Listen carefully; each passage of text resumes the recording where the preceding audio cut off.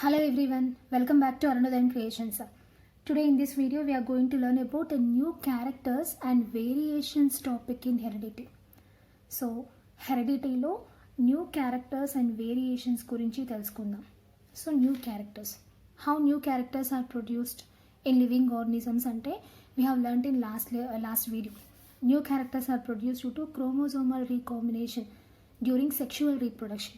So sexual reproduction lo during meiosis we'll have gametes produce అవుతాయి, sperms and ova produce అవుతాయి.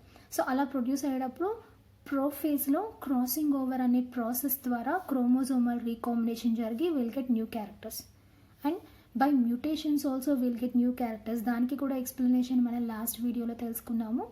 Sudden heritable change due to some radiations or due to some chemical substances or due to some microorganisms.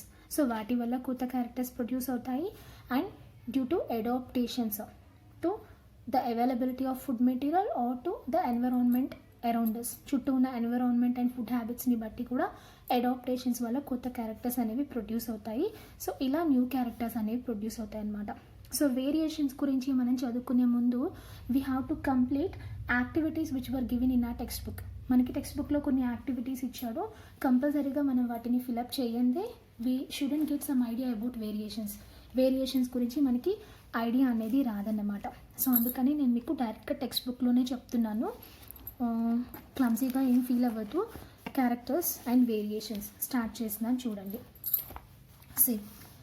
ఏం అడిగాడు యాక్టివిటీలో అంటే find some similar characters between you and your parents. మీకు పేరెంట్స్కి మధ్యలో ఉన్న similar characters ఉంటాయి కదా, వాటిని మీరు అబ్జర్వ్ చేసి ఎన్ని సిమిలర్ క్యారెక్టర్స్ ఉన్నాయో రాయమన్నారు.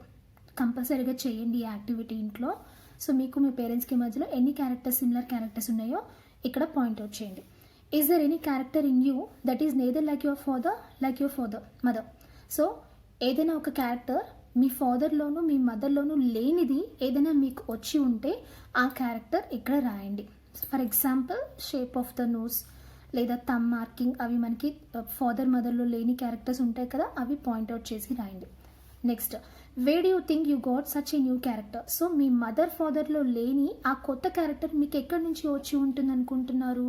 సో ఇంతకు ముందే చెప్పుకున్నాం మనం, ఎక్కడి నుంచి వచ్చి ఉంటుందంటే either from your grand parents, మీ గ్రాండ్ పేరెంట్స్ నుంచి అయినా వచ్చి ఉండొచ్చు హెరిడిటీ ద్వారా, or by chromosomal recombination or mutation or adaptation.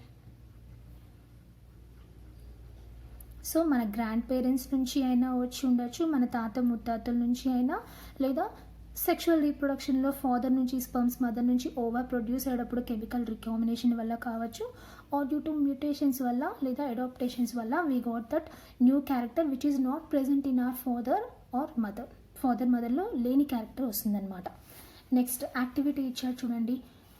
Compare your traits with your parents and with your grand parents. Traits అంటే క్యారెక్టర్స్ అని అర్థం, క్యారెక్టర్స్ని ట్రైట్స్ అని పిలుస్తాం.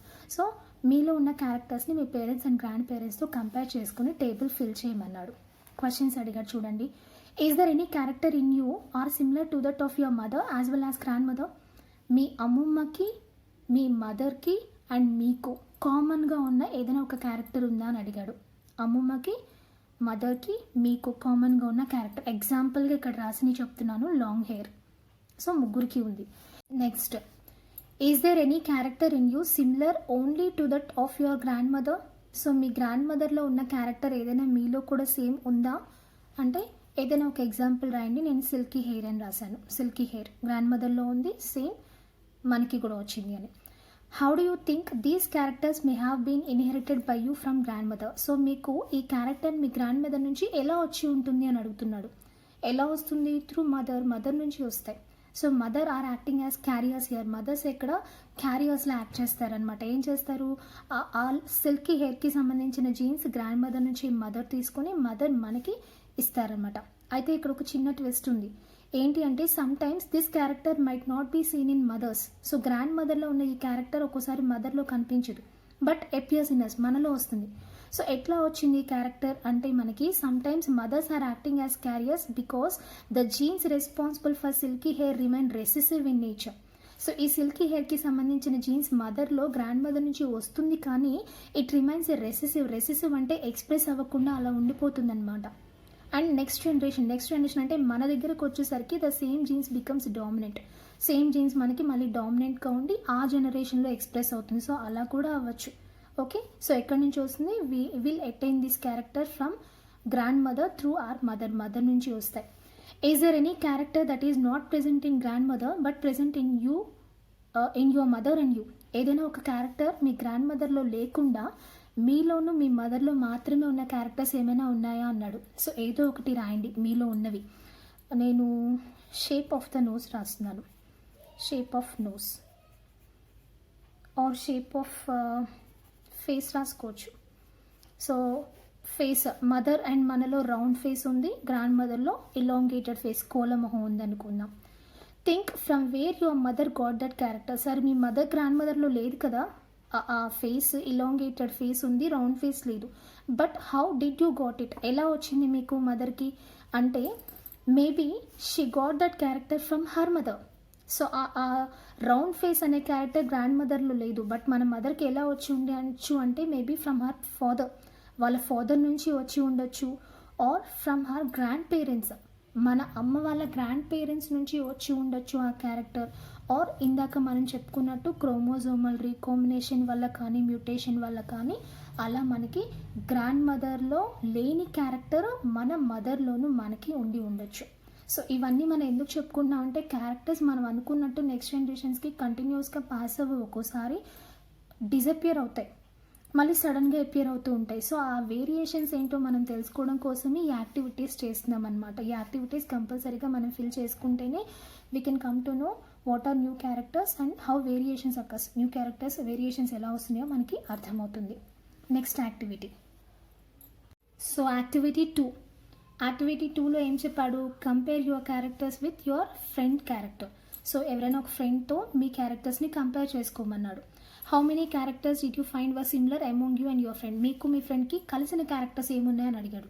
సో యూజువల్గా ఏం కలుస్తాయి? 2 hands 2 legs 1 nose 2 eyes అలాంటి క్యారెక్టర్స్ కలుస్తాయి అనమాట. Do you share more similar characters with your parents or with your friends? వెనకాల ఉన్న టేబుల్ ఫిల్ చేసిన తర్వాత ఈ క్వశ్చన్స్ అన్నిటికీ ఆన్సర్ చేయండి. Do you share more similar characters with your parents or with your friends? మీకు ఎక్కువ క్యారెక్టర్స్ మీ పేరెంట్స్తో కలిసినాయా మీ ఫ్రెండ్స్తో కలిసినాయా అని అడిగాడు. ఆబ్వియస్లీ విత్ ఆర్ పేరెంట్స్, మన పేరెంట్స్తోనే ఎక్కువ క్యారెక్టర్స్ మనకి కలుస్తాయి. ఎందుకంటే those characters are inherited, heredity ద్వారా మనకి వాళ్ళ నుంచి వచ్చాయి కాబట్టి మనకి పేరెంట్స్తో సిమిలర్ క్యారెక్టర్స్ ఎక్కువ ఉంటాయి. ఫ్రెండ్స్ వచ్చేసరికి దే ఆర్ వేరే హెరిడిటీ, అసలు వాళ్ళ పేరెంట్స్ హెరిడిటీ ద్వారా వస్తుందన్నమాట. So we'll share similar characters with our parents rather than our friends.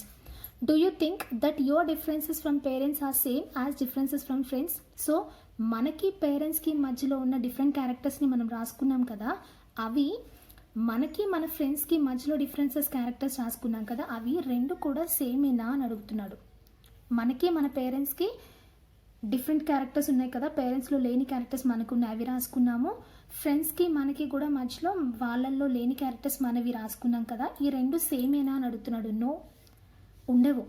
ఎందుకు అంటే the characters which are different from our parents are very subtle. మనకి మన పేరెంట్స్కి మధ్యలో ఉన్న డిఫరెంట్ క్యారెక్టర్స్ ఉన్నాయి, అవి చాలా సబ్టిల్ అంటే చాలా స్లెండర్, చాలా స్లైట్ డిఫరెన్సెస్ ఉంటాయి వాళ్ళకి మనకి. మనం అబ్జర్వ్ చేయాలన్నా చాలా కీన్గా అబ్జర్వ్ చేస్తే తప్ప మనకు తెలియదు డిఫరెంట్ క్యారెక్టర్స్ మనకి మన పేరెంట్స్కి మధ్యలో ఉన్నవి. అదే డిఫరెన్సెస్ బిట్వీన్ ఆర్ ఫ్రెండ్స్, మనకి మన ఫ్రెండ్స్కి మధ్యలో ఉన్న క్యారెక్టర్స్ వచ్చేసరికి దే ఆర్ వెరీ అపారెంట్, చాలా క్లియర్గా తెలుస్తాయి. ఎందుకంటే వాళ్ళు వేరే జనరేషన్, వాళ్ళు వేరే హ్యూమన్ బీయింగ్స్లో నుంచి హెరిడిటీ ద్వారా వచ్చిన వాళ్ళు, మనం వేరు, మన పేరెంట్స్ నుంచి హెరిడిటీ ద్వారా వచ్చినాయి మనకి క్యారెక్టర్స్. సో ఇద్దరికి కూడా క్యారెక్టర్స్లో డిఫరెన్సెస్ ఉంటాయి, కానీ మనకి మన పేరెంట్స్కి మధ్యలో క్యారెక్టర్స్లో చాలా స్లైట్ డిఫరెన్సెస్ ఉంటాయి. మనకి మన ఫ్రెండ్స్కి ఉన్న క్యారెక్టర్స్లో చాలా ఎక్కువ డిఫరెన్సెస్ కనిపిస్తాయి అనమాట. ఆ క్యారెక్టర్స్ కూడా ఎలా డిఫరెన్స్ వస్తాయంటే same chromosomal recombination in their respective parents. వాళ్ళ పేరెంట్స్లో ఉన్న క్రోమోజోమల్ రీకాంబినేషన్ వల్ల వచ్చిన క్యారెక్టర్స్, మన పేరెంట్స్లో ఉన్న క్రోమోజోమల్ రీకాంబినేషన్ వల్ల వచ్చిన మన క్యారెక్టర్స్ రెండు వేరు కాబట్టి రెండింటికి సంబంధం లేదు. ఓకే, సో ఇప్పుడు మీకు వేరియేషన్స్ అంటే కొంచెం ఐడియా వచ్చి ఉంటుంది. ఏంటి? Differences in characters with in very closely related group of organisms. So ఒక గ్రూప్ ఆఫ్ ఆర్గనిజమ్స్ని, క్లోజ్లీ రిలేటెడ్ ఆర్గనిజమ్స్ని కనుక తీసుకుంటే వాళ్ళలో ఉండే చిన్ని క్యారెక్టర్ డిఫరెన్సెస్ని మనం వేరియేషన్స్ అంటాం. Variations for example consider your class room. మీ క్లాస్ రూమ్నే తీసుకోండి. 35 to 40 మెంబర్స్ ఉంటారు మీ క్లాస్ రూమ్లో. All are closely related groups. మీరందరూ హ్యూమన్ బీయింగ్సే. ఓకే, క్లోజ్ రిలేటెడ్ గ్రూప్సే. అయితే మీలో కూడా చిన్న చిన్న డిఫరెన్సెస్ ఉంటాయి. ఎలాగా? స్కిన్ కలర్, పక్కవాడితో కంపేర్ చేసుకుంటే హైట్, కంపేర్ చేసుకుంటే texture of your hair, thumb prints, iris colour, ఇవన్నీ కూడా చిన్న చిన్న డిఫరెన్సెస్ కనిపిస్తాయి. Even though you are all belong to human beings, మీరు అందరూ హ్యూమన్ బీయింగ్స్ అయినా సరే. సో అలా ఉండే చిన్న చిన్న క్యారెక్టర్స్ క్లోజ్లీ రిలేటెడ్ గ్రూప్స్లో ఉండే వాటిని మనం వేరియేషన్స్ అని పిలుస్తాం. Variations. Okay, so this is our topic, new characters and variations. Is variation all about apparent differences? Variations అనేవి అపారెంట్ డిఫరెన్స్ అంటే కంటికి స్పష్టంగా కనిపించే డిఫరెన్సెస్ని అంటామా వేరియేషన్స్ అని? ఎస్, సమ్ టైమ్స్ నో అని కూడా చెప్పొచ్చు. ఎందుకంటే ఒక్కోసారి మనకి చూడడానికి సేమ్గా ఉంటాయి కానీ కొన్ని డిఫరెన్సెస్ని మనం ఓవర్లుక్ చేస్తాం. మనం 9th క్లాస్లో క్లాసిఫికేషన్ లెసన్లో చదువుకున్నాం. 2 సేమ్ నీమ్ లీవ్స్ తీసుకున్నాం. అఫ్ కోర్స్ రెండు ఒక చెట్టు నుంచే తీసుకున్నా సరే, ఇఫ్ వీ అబ్జర్వ్ దెమ్, మనం క్లీన్గా అబ్జర్వ్ చేస్తే there are some differences between them. వాటిలో డిఫరెన్సెస్ కనిపిస్తాయి. అంటే అపారెంట్ డిఫరెన్సెస్ అంటే స్పష్టంగా కనిపించే డిఫరెన్సెస్ని మాత్రమే తీసుకుని మనం వేరియేషన్స్ అనకూడదు. మనం కొంచెం డీప్గా అబ్జర్వ్ చేస్తే there are some characters which often overlook. మనం కనిపెట్టలేని డిఫరెన్సెస్ కూడా కొన్ని ఉంటాయి.